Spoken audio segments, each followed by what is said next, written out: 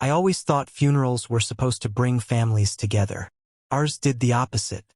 When my grandfather, Leonard Vexley, the man whose name built half of Manhattan, passed away, everything that held our family together went with him. The ceremony was perfect on the outside. Polished marble floors, soft string music, black umbrellas lined like soldiers. But underneath, it was a war zone.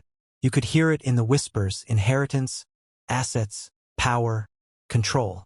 Everyone wanted a piece of him, even in death. Everyone except me. I was the family disappointment, the one who didn't belong, the writer, the quiet one, the one who refused to use the Vexley name as a weapon.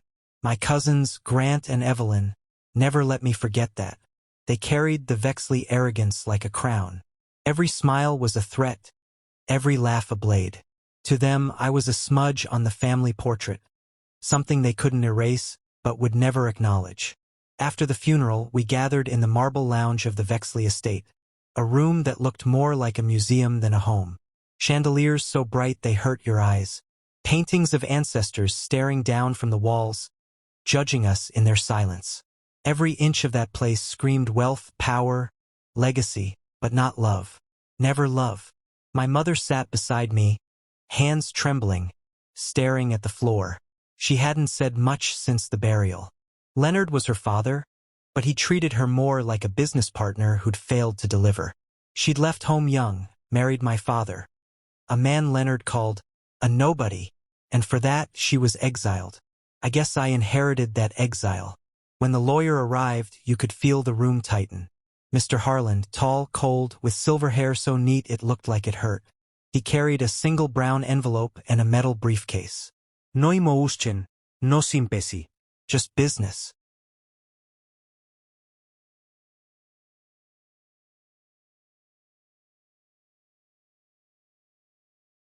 His daughters couldn't bear the sight of weakness.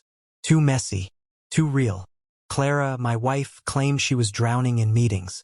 Her sisters were busy with their families. None of them could spare time for the man who had built the life they all flaunted. So it was me, Daniel Hayes, who sat by his bedside, feeding him, changing sheets that smelled of medicine and fading pride. At first, I did it out of obligation.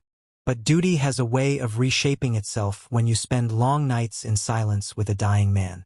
He began to talk to me, not as a son-in-law, but as a man who had built and lost, who knew the loneliness of being surrounded by people who loved what he gave them, not who he was. He spoke of the company, the good years, the betrayals, the boardroom vultures who smiled as they sharpened their knives. He spoke of mistakes, of trust misplaced in blood. And one night, as rain whispered against the window, he said softly, almost to himself, "They'll sell everything the moment I'm gone. You're the only one who still sees me." I didn't answer, but I never forgot. When Edward passed, grief in that house became performance art. Clara cried when people were watching. Her sisters posted poetic captions online, as if hashtags could manufacture sincerity. Even at the funeral, the tears were rehearsed, perfect, public, hollow.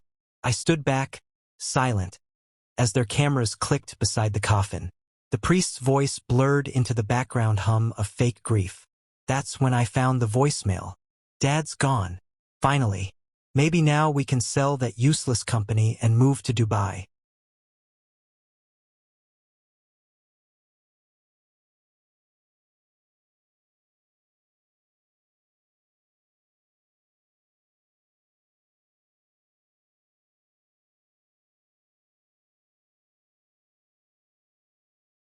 That night, I sat by my apartment window, the city lights flickering below like dying stars.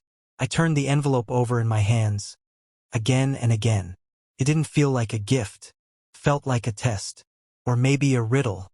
The next few days blurred. I packed without thinking. Maybe part of me hoped there was a reason behind it, something deeper. Or maybe I just needed to know what kind of man would leave his grandson a plane ticket instead of a goodbye. When I boarded that flight, I kept hearing his voice, that low, distant tone he used when he spoke about legacy. "A man's worth," he once said, "isn't measured by what he leaves behind, but by what he hides." At the time, I thought it was just arrogance. Now, I wasn't so sure. The flight to Monaco felt endless. I watched the clouds roll beneath me like ghosts, the world disappearing into mist. Every time I closed my eyes, I saw his face. The stern gaze, the unreachable expression. I wondered what he was trying to tell me. When we landed in Nice, the sunlight was blinding, the Mediterranean glittering like glass. The air smelled of salt and jasmine. My phone buzzed with messages from Grant and Evelyn. Jokes, memes, photos of them celebrating their new empire. I turned the phone off and tossed it into my bag. At the terminal, a man stood with a sign that read, Mr. Miles Rowan. He didn't smile. "You're with me, sir," he said, his accent French, clipped and professional. We drove in silence along the coast. Cliffs on one side, the open sea on the other. The road wound like a silver ribbon through paradise. I should have felt peace. Instead, I felt watched. The driver's eyes flicked toward me in the mirror every so often, as if studying me. When we reached Monaco, I saw it. A villa of glass and stone perched above the marina, sunlight reflecting off its sharp edges. The gates opened soundlessly, like they already knew who I was.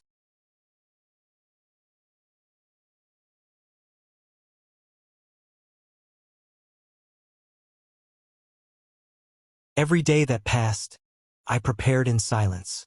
I met with Edward's loyal employees, men and women who remembered the way he ran things before greed crept in. I assured them the company's heart wasn't gone, merely misplaced.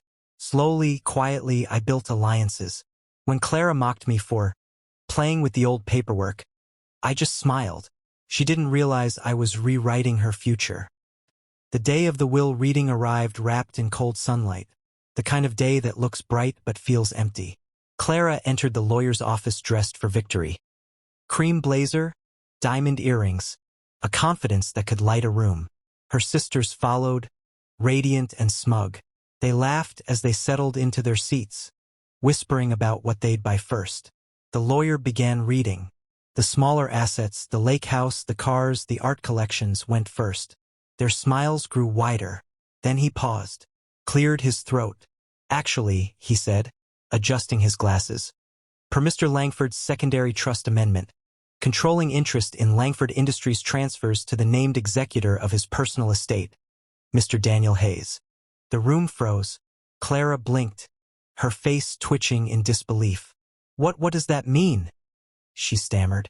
"It means," Harold replied evenly, "your husband owns the company. You and your sisters inherit non-voting shares. In short, Mrs. Hayes, he's your boss." The silence that followed was deafening. The confidence drained from Clara's face. Her sisters turned on her instantly, whispering, then accusing, then shouting. I sat still, quiet, watching. Their laughter, the one that had cut me earlier, was gone now, swallowed by panic. The lawyer slid a folder across the table. "Congratulations, Mr. Hayes.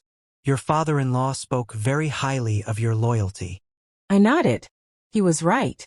That night, I got a message from an unknown number. It was Melissa. "I never knew how strong you really were." I looked at it for a long time, then replied, "You never cared to find out." Then I set the phone down and went back to work, smiling, fulfilled, finally free. Because real revenge isn't about destroying them. It's about rebuilding yourself into someone they can never touch again. You just heard a story of betrayal, survival, and quiet revenge. If it left you thinking, hit like, share it forward, and subscribe for more true emotional stories that'll stay with you long after they end. Every click helps another story find its voice.